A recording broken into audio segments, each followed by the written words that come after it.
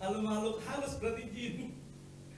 Nah ini diingatkan ada kisah, kata Ustadz, orang yang bersyukur, orang yang bersabar, insya Allah masuk surga. Ini ada kisah, suami istri dia baru nikah, mau kondangan, istrinya lagi dandan di kaca, suaminya sedang menungguin, liatin aja. Dia lihat wajah istrinya lumayan cantik, dia bersyukur, alhamdulillah saya punya istri cantik kayak adik.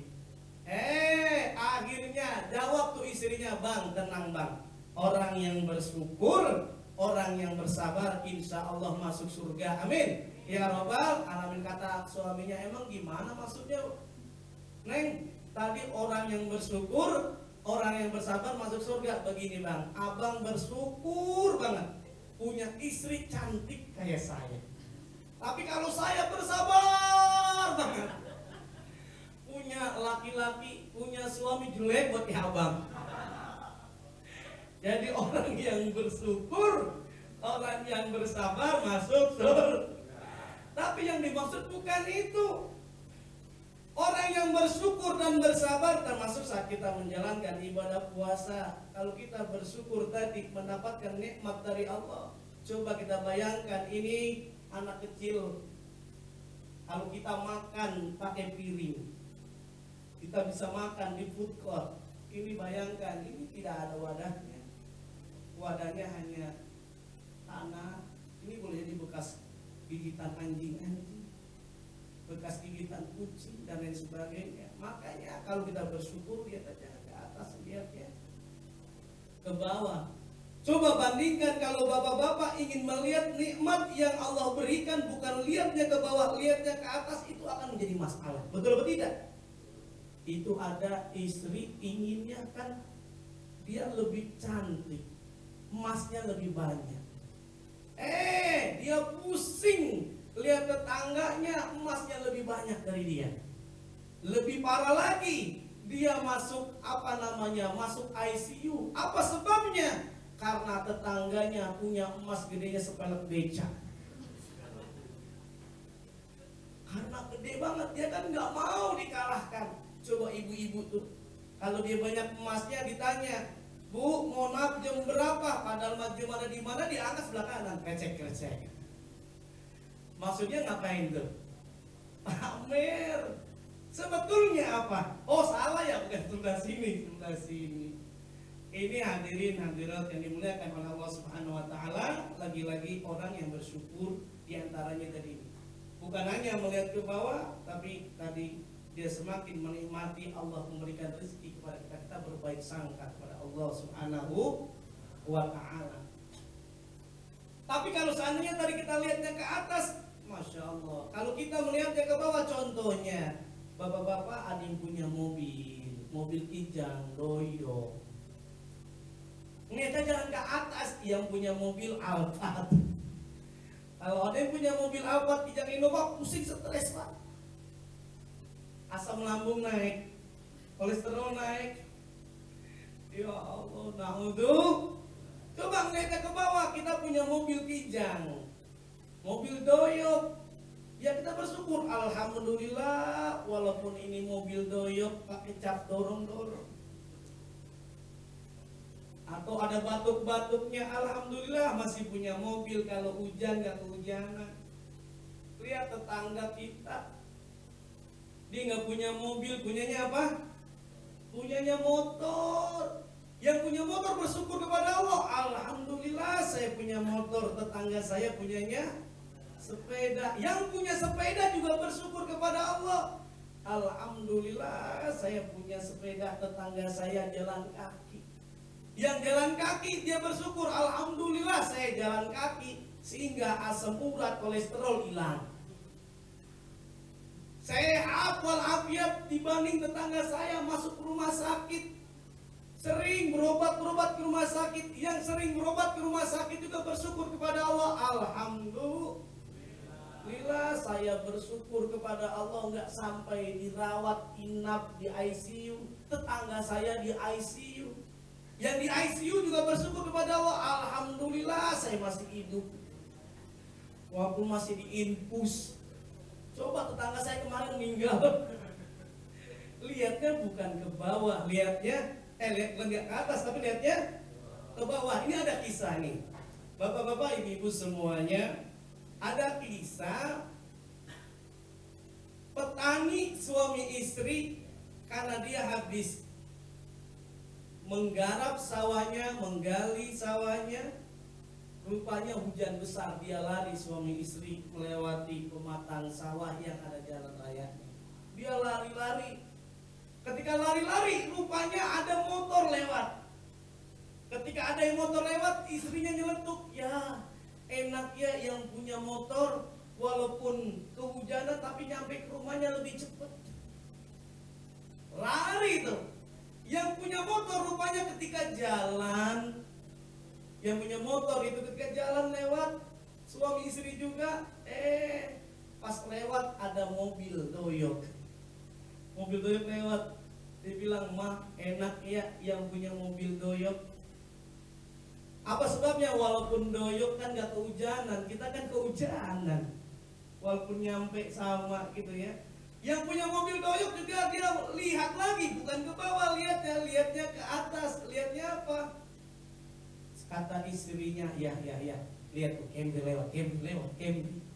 Enak ya, yang punya mobil Camry jalannya lebih cepat, nggak pakai mogok-mogok. Ternyata yang punya Camry bukan lihat ke atas, tapi lihatnya ke bawah. Coba dilihat, pas dia muter ketemu sama petani. Suami istri, dia bilang suami istri itu walaupun tua-tua tapi kan bermesraan, bergandengan. Dia kan sepanjang jalan kenangan. Terus gandengan. Akhirnya kata suaminya yang lagi naik mobil Camry, dia cerita, "Ma, lihat tuh mah, nikmatnya. Itu nikmatnya petani. Walaupun dia gak punya mobil tapi dia bercengkraman. Tapi kita gak pernah, ini pun karena terpaksa kita naik mobil barengan. Biasanya mama naik mobil Alphard, ayah naik mobil Camry, nggak pernah bersama-sama." Ya ini yang secara sederhana. Kalau kita bersyukur, lihatlah ke bawah. Unzuru ila man huwa asfala minkum wala tanzuru ila man huwa fawqakum. Fa innahu alla tajdaru nikmatullah. Ini yang hadis Rasulullah ajarkan kepada kita. Cara kita bersyukur, cara kita qanaah. Cukup dengan rezeki dari Allah, lihatnya jangan ke atas tapi nikmat. Sehingga kita semakin bersyukur kepada Allah, nggak sayang-sayang nih. Ada pengumuman dari DKM Imperium, DKM Ar-Rahman. Ada kabar gembira, nanti Masjid Ar-Rahman akan dimegarkan. Akan ada ACC 30. Ada fasilitasnya luar biasa. Itu kabar gembiranya. Kabar buruknya kan uangnya ada di kantong bapak-bapak, ibu-ibu semuanya. Nah, ini kan menjadi masalah kadang-kadang. Hadirin yang dimuliakan oleh Allah Subhanahu wa taala, ini coba kita lihat target puasa di bulan Ramadan. Bisa kita lihat ternyata puasa di bulan Ramadan ini Rasulullah diperintahkan berpuasa tak lain pada tahun kedua Hijriyah. Dalilnya surah kedua ayat 183. Hafal semuanya ya Pak ya? Insya saya lihat hafal semua sampai di luar kepala, karena dua kepala sampai nggak nyangkut. Ya ayyuhalladzina amanu kutiba alaikumus siyam kama kutiba alal ladzina min qablikum la'allakum tattaqun. Nah, dijelaskan oleh Allah tujuan kita puasa apa? Bertakwa, la'allakum tattaqun, agar kita bertakwa. Ini target puasa diwajibkan sama persis yang tadi hadis yang sudah saya bacakan, yaitu tak lain apa? Agar nanti kita harus dengan keimanan nanti akan diampunkan dosa kita oleh Allah Subhanahu wa taala dengan iman dan ikhlas. Nih coba kita lihat, ini orang jalannya kan lemes-lemes karena dianggap puasa. Kadang-kadang karena puasa pura-pura lemes, padahal habis makan sepiring. Karena puasa kan nggak ada yang tahu Allah Subhanahu wa Ta'ala. Bapak-bapak makan di sini di mall, pulang bilang puasa, ada yang tahu nggak? Nggak ada yang tahu. Yang tahu Allah Subhanahu wa Ta'ala. Puasa dilatih kita jujur terhadap diri sendiri. Allah Maha mengetahui dimanapun kita berada. Allah Maha mengetahui, termasuk dalam hati kita. Allah Maha mengetahui. Kalau sekarang diuji coba, para pejabat, para pemerintah, pejabat pemerintah itu kan diuji. Kalau dia jujur, insya Allah terbebas dari KPK. Tapi kalau tidak jujur, ditangkap KPK. Kenapa pejabat banyak yang masih tetap dia tidak jujur mengambil hak orang lain? Karena yang nangkep KPK. Coba kalau yang nangkep Israel, insya Allah nggak akan mati. Kejujuran akan terjalin.